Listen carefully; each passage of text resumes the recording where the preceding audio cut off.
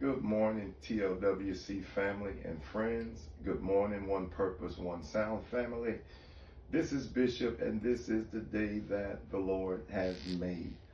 I want to call your attention this morning as we piggyback off of what we discussed on Monday. First Thessalonians chapter 4, verse number 11, and we will focus on the B clause this morning. Let us read that word.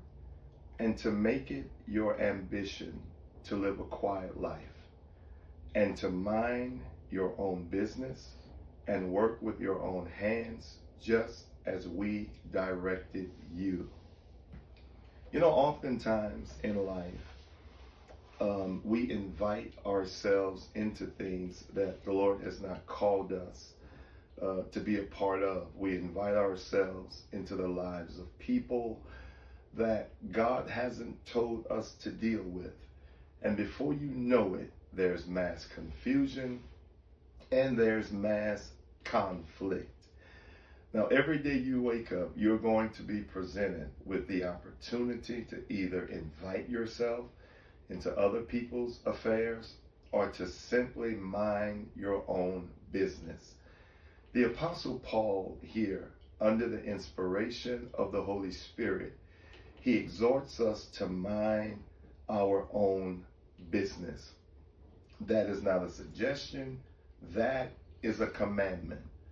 And the question becomes, why does Paul speak that command? Why does he declare that command so prophetically? Because he knows, Paul knows that we are supposed to live holy and live honorable before God and our fellow man. And my brothers and sisters, we cannot do that. We cannot do that if we are wrapped up, tied up, and tangled up in the affairs of others.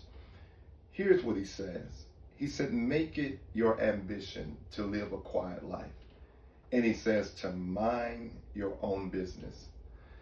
I believe that there's something satanic and demonic about being a busybody. Satan loves when we meddle in other people's business. He loves when we are wrapped up and tangled up in things that have nothing to do with us. Why? Because that neglects our relationship with the Lord. It takes our focus off of the things of God, and it keeps us in things that, quite frankly, the Lord would not have us to be a part of. Proverbs 26:17 warns us against meddling in the affairs of others. The writer writes, he says, whoever meddles in a quarrel not his own is like one who grabs a stray dog by the ears. Now, grabbing a stray dog by the ears, my brothers and sisters, it will probably get you bit.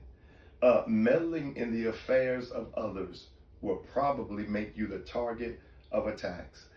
I encourage you this morning, and I know it's not deep, I know it's not heavy, but take 6 months to mind your own business and take 6 months to leave other people's business alone.